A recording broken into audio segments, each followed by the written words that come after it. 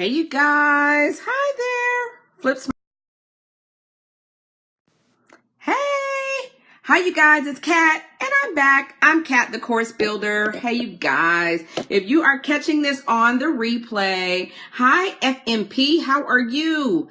It is Monday afternoon, and I won't be on long, but I wanted to address a question I just got. Hey there, how are you, love? Welcome. If this is your first time to my scope, I am Kat, the course builder. I have a master's degree in instructional design and teaching with technology, as well as a master's in business and entrepreneurship. And what I do is I help you to rock your courses. What does that mean? That means I help you to build your courses the right way, okay? What does that mean? That means that we are not just throwing together courses. We are not just cutting and pasting and calling it a course. No. We don't do that. We do not do that. I know that's right. Welcome MBA, MHA, FMP. Bam. Welcome. So glad to have you here. And so what I wanted to address a question that literally just got, okay? And the question is about whether or not your course should be a webinar or an online course, right? Should it be a webinar or an online course? Because just because I always say, hi, Ebony, hi, honey, welcome. So we're talking about your courses and whether or not they should really be, hey, girl, hey, and whether or not they should really be online courses or whether or not it should be a webinar. Thank you so much for the hearts, you guys. Thank you so much. And listen, if you're in my Facebook group, we are going to talk and go into more detail about this tomorrow. And maybe even later on tonight. I may even come in tonight in the Facebook group because I just got a question about whether or not, their course should be an online course. And I think that that's a really, really smart question, right? A really smart question. And so if you guys are new to me, please go ahead and share on Twitter as well as Periscope because it will help people to understand the right way to build a course. Those people, if you know folks who are thinking about building courses, want to build courses, I have a master's degree in instructional design and teaching with technology, and I can help to answer some of the common questions that a lot of people have about building their courses and how to build their courses the right way, okay? So one of the things that I really want to address is whether or not your course should be an online course. Hi, Jen. Welcome, honey. Welcome, love. Listen, we are just now talking about whether or not your course should be a webinar or an online course or an instructor-led course. Yeah, hey. Okay, so we are talking about this because sometimes people feel that, and you guys, please share, please be so kind as to share this broadcast if you think that there are folks in your follower list who are ready to build courses, thinking about building courses.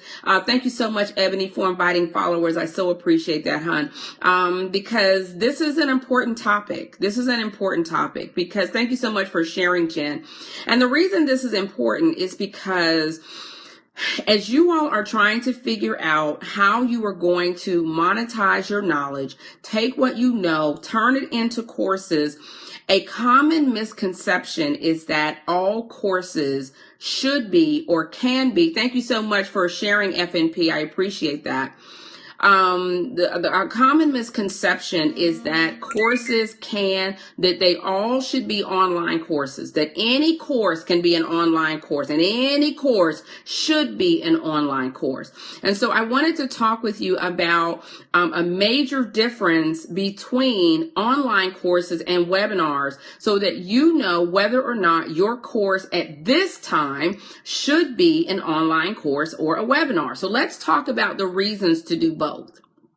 And why should you choose one platform or one way over another? Well, webinars, and we're not talking about from a monetization standpoint yet, okay? Right now, I'm talking about, thanks so much for coming back, Ebony. Right now, I am talking about it from a content standpoint, and you guys do realize that content is king, right?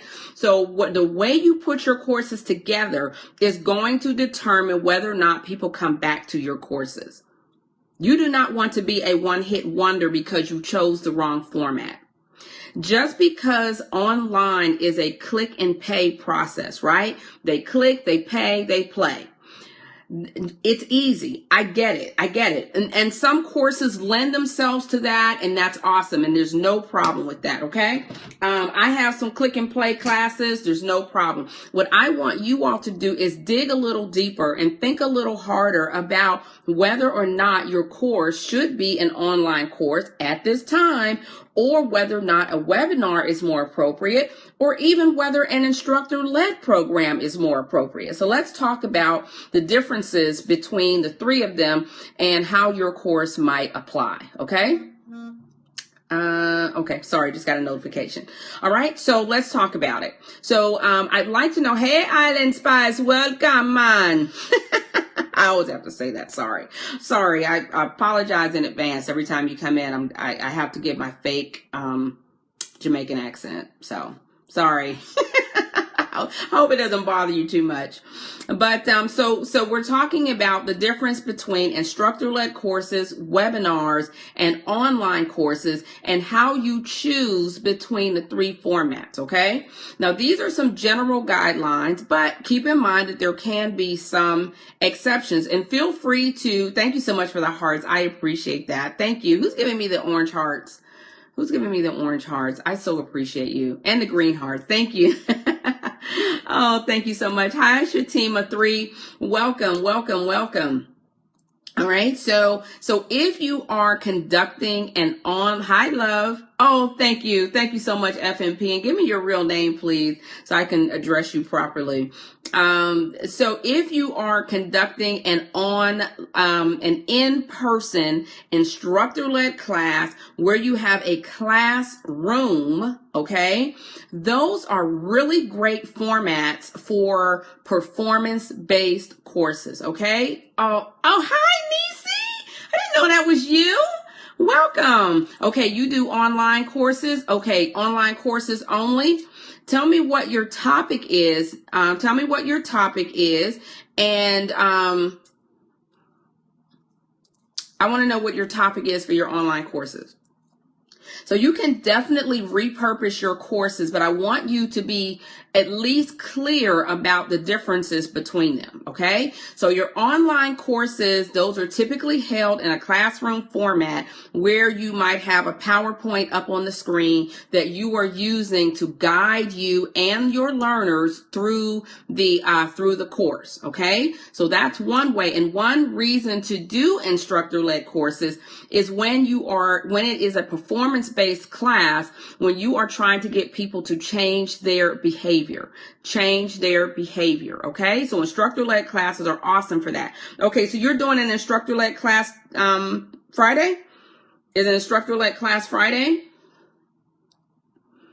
Tell me if it's instructor-led. So if you're trying to get people to move their needle behavior-wise, okay, awesome, okay? Are you trying to get people to move their needle? Hi, Sarita, welcome. So if you're trying to get people to move their needle, then in-person is great because you really get a chance to relate to them. They get a chance to know, trust, and like you very quickly so that you can help them get past some of the barriers that they may have.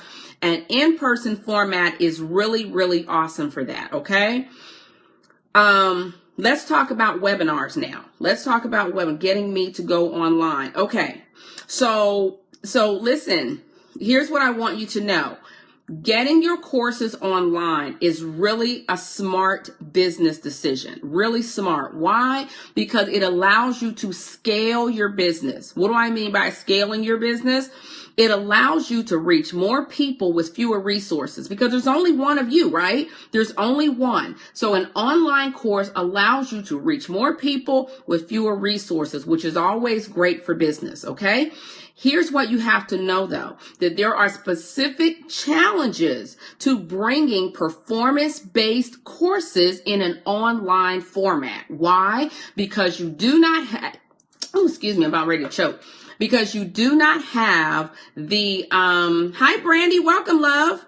Because you do not have the visual, right? You don't have the visual on people. Not only do you not have the visual, there are a lot of moving parts in a webinar. You have to be concerned with the timing. You have to be concerned with the technical piece. You have to be concerned with the engagement. Why? Because it's a little more challenging in a webinar format because you're not in person. You're not in person. So when you are trying to get people to move their needle, what does that mean? That means changing their behavior.